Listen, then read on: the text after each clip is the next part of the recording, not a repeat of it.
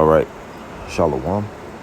I'm the priest Ayin Wah from the GMS South Carolina Midlands camp, coming back once again through the Spirit and through the power of Yahweh, Ba'ashem Yahweh Shai, Ba'ashem Rakah Kodash. Before I get started with this lesson, I want to give all praises, honor, and glory. Call Haloyam La Yahweh, Ba'ashem Yahweh Shai, Ba'ashem Rakah Kodash. Double honors to my apostles, to the bishops, to the elders of Great Millstone that rule well, which taught me this truth, who are the true leaders of Israel today. And also peace, love, blessings, and salutations unto the elect. All right, Shalom. And pretty much in this lesson, I just want to touch on the fact that when you come into this truth, you have to let go of the old man. You got to shed the old man.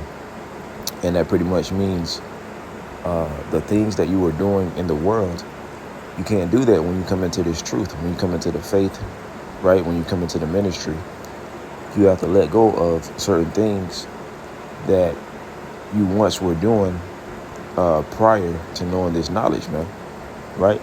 And you got to meditate upon the scriptures. Once you come into this truth, you have to meditate upon the scriptures daily, man, right? Upon this wisdom, knowledge, understanding, upon Yahweh Ba'ashem Yahweh Shai, right? Praying, fasting, doing whatever you got to do to get right with the Lord, man. Okay, so that's what it's all about. This is Proverbs chapter 3, verse 1. My son, forget not my law, but let thine heart keep my commandments. Okay, so once you come into this faith and you understand the things that are pleasing unto the Lord and the things that are displeasing unto the Lord, you begin to pattern yourself after righteousness, man, right? And at the end of the day, let me grab this real quick. Romans chapter 12, verse 2. And be not conformed to this world, but be ye transformed by the renewing of your mind, that you may prove what is that good and acceptable and perfect will of the Most High, of Yahweh Ba'ashem Yahweh Shai, right? So you don't want to pattern yourself. Well, first of all, you got to understand whose world this is, man, right? Because it says, and be not conformed to this world. So what is it talking about? Well, when you go to Job, real quick, when you go to Job, the 9th chapter and the 24th verse, it goes into, the earth is given into the hand of the wicked. He covereth the faces of the judges thereof. If not, where and who is he? Right? So when you read like I just read in Romans the 12th chapter, when it says, be not conformed to this world. Okay, now the definition, the word world has different meanings. It doesn't just mean the planet Earth or you know, and majority of the people, they, you know, that's their mindset. When they hear the word world, you know, they think about the planet Earth or, you know, everything, everything about the earth. But as I said, the word world has different meanings. When you go here, real quick, when you look up world, now it has different meanings, right? It says human existence, the affairs of life. Now check this out. Also, let me see if I can highlight it. Salakia. Well, you see it right there. A long period of time. Okay, now it says also the human race, mankind, humanity. But let's just stick with a long period of time. Okay, and that's what it is, an eon. Let's look that up real quick, if I know how to spell it. Eon, immeasurable period of time. You see? So let's go back to Romans. So when it says, and be not conformed to this world, let me see what the definition is in the blue letter for world. Yeah, see, when you come into this faith, into the truth, you got to look up words, man. I'm not seeing it show up on here. Here it is. There it is. Eon. Forever an unbroken age, perpetuity of time, eternity, the world's universe. There we go. Period of time. Right there. So period of time and age. So whose period of time is this to rule right now? It's the wicked, right? Now when we go back to Job, the 9th chapter and the 24th verse, it says the earth is given into the hand of the wicked. So ultimately, who's running the world right now? The wicked. It says he covereth the faces of the judges thereof. If not, where and who is he? So now you have to figure out, well, who is the wicked? So when you go here to Malachi, the 1st chapter and the 4th verse, whereas Edom saith, we are impoverished, but we will return and build the desolate places. Thus saith the Lord Yahweh of hosts, they shall build, but I will throw down, and they shall call them the border of wickedness. So when it says, and they shall call them, who is them? Well, when you go back to the top of verse 4, the subject is Edom, right? So who's the wicked? The Edomites, Esau, Edom. Okay, the whole seed line. That's the seed line of the wicked. So right now, who's currently ruling? The Edomites, who are the wicked. Okay. It says the border of wickedness and the people against whom the Lord Yahweh have indignation forever. So the wicked is the one that's ruling, right? So like we read in Romans, the 12th chapter and the 2nd verse, it says not to conform yourself after this world, after this current rulership, right? Pretty much not to conform or pattern yourself after the wicked, which are the Edomites, man. Okay. And when you jump up a verse, it shows you how the Lord feels about Esau, Edom. Malachi 1:3, and I hated Esau and laid his mountains and his heritage waste for the dragons of the wilderness. So the Lord is getting ready to come back and take down Esau, Edom. So you don't want to conform yourself or pattern yourself after wickedness. See, the Lord's getting ready to take this place out. So if you're patterning yourself after wickedness, right? Case in point, trying to so-called live the American dream, right? Trying to be like how you see these Edomites moving, right? Getting involved in, these different religions and ideologies and doing all of this experimenting, with your body, so on and so forth. That, that's the mindset of an Edomite.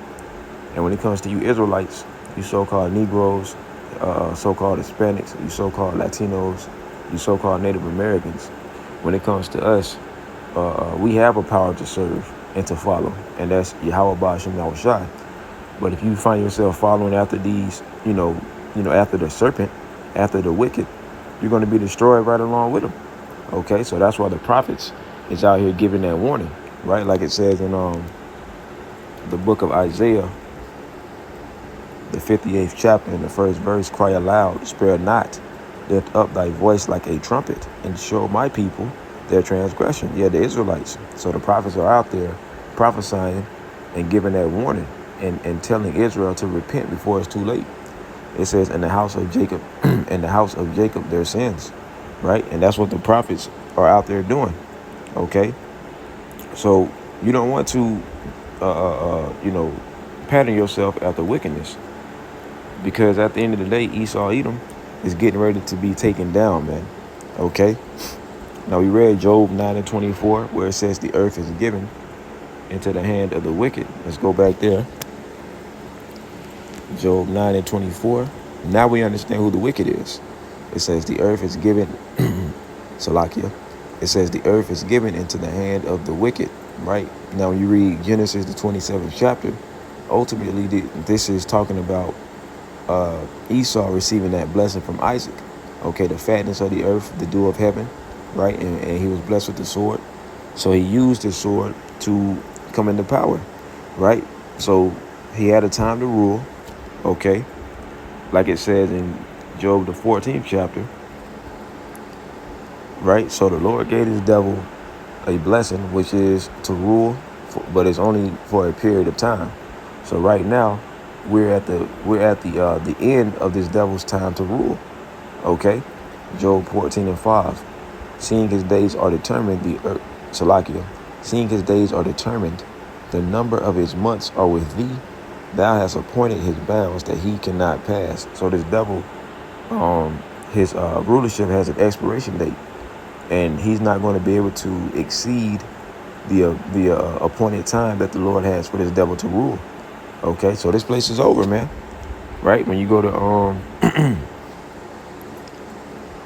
1 John 2:15, what does it say? Now this goes hand in hand with Romans the 12th chapter and the second verse. 1 John 2:15. Love not the world. So whose world is this? Esau, Edom. We already went into it. Whose period of time are we currently living in as far as rulership goes? The time of the Edomites, right? And mainly the ones who are benefiting from that blessing is that top 1% of the so-called elite, okay? But this is their world. So we're not supposed to conform to this rulership, and we're not supposed to love this current rulership. As you see, 2/3 of our people, they love this place, and that's why they're going to get destroyed with this place, man. Right? But when it comes to, the true believers, we don't love this place, man, and we're ready to see this place get destroyed. 1 John 2:15, love not the world, so don't love this rulership, neither the things that are in the world. So whatever this world has to offer, we don't love that. We don't love this place, man, or whatever this place has to offer, because the only thing that this place has to offer is unrighteousness, man. Okay, so that's why we're ready to see this place get destroyed, because we're ready to see a world ruled in righteousness. Okay, right now it's unrighteous, but we're ready for a righteous rulership, which is fastly approaching. Like it says in, what is that, Romans 13:11, where it goes into our salvation being nearer than when we believe, man. Okay, so we're right here. We're at the end of Esau's rulership, and we're at the beginning stages of our rulership, as it says in 2 Esdras 6:9, for Esau is the end of the world, and Jacob is the beginning of it that followeth. Okay, so that's why we're not supposed to be loving this current rulership, because it's about to fade away, as I'm about to read. 1 John 2:15, love not the world, neither the things that are in the world. If any man love the world, the love of the Father is not in him. So if you love this world, that means you don't love Yahweh Ba'ashem Yahushai, and you're going to be destroyed, man. Verse 16, for all that is in the world. Now it's about to go into everything that this current rulership has to offer, right? For all that is in the world, the lust of the flesh, and the lust of eyes, and the lust of the eyes, and the pride of life is not of the Father, but is of the world. So the only thing that this world has to offer is carnality, okay, sensuality, whatever feels good. Do as thou wilt, whatever feels good to the flesh. You only live once. See, that's the things of this world, man. So that's why we're not supposed to pattern ourselves after those certain things, right? Because that's not what the Lord is about. You see? It says, and the pride of life. And we already know how the Lord feels about pride. Hey, pride go up before a fall. So, and right now, these Americans, especially these Edomites right now, but Jake too, they're at the peak of their pride. So the Lord is getting ready to bring them down. He's about to give them a great fall, man. Okay. It says, verse 17 being the point, and the world passeth away. So all this, this current rulership is about to pass away, man. Okay, so that's why you're not supposed to be loving this world or conforming yourself to this world, or putting all of your energy into this rulership, man. Because all of this is about to be a thing of the past. It's about to be a thing of naught. It's about to be, wiped away, fade away, man. Okay. As I quoted earlier in 2 Esdras 6:9, Esau being the end of his world, and that's where we're at right now as far as, time goes. Right now we're in the time period of the end of this rulership, you see. It says, and the world passeth away, and the lust thereof, but he that doeth the will of Yahweh Ba'ashem Yahushai abideth forever. So that's why we're supposed to be loving righteousness and not wickedness, you see. See, the Lord is going to reign supreme forever and ever, as he always has. But as far as rulerships and empires, they're only here for a period of time, except when it comes to our rulership. Now, see, when you go into our blessing, see, we're about to rule forever and ever. Now, Esau, he was blessed, but he wasn't blessed like how we're blessed. And that's why he's pissed off, because he sold his birthright. But it was already written like that anyways, man, for that to happen. So we're the ones who are, we being the Israelites, we're about to rule forever and ever, but we're going to rule in righteousness. We're about, the kingdom of Yahweh Shai, which is going to be a righteous kingdom, is about to be established on the planet Earth, man. And we're going to rule and reign with our Lord forever and ever. You see? But, that's pretty much all I had, man. Just meditating upon these scriptures, man, and not conforming yourself to this society, and the true baptism, you gotta change. It's a particular mindset that you gotta have. You gotta have a mindset of trying to be as righteous as you possibly can. So you can't be doing the things that you were once doing in the world. So you gotta shed the old man. All of that, that was a thing of the past. And if you're becoming a new creature, right, following righteousness, that means you got to change. Okay.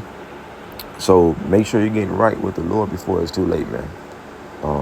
But yeah, that's all I had. Lord willing, this lesson was edifying. Until next time, shalom.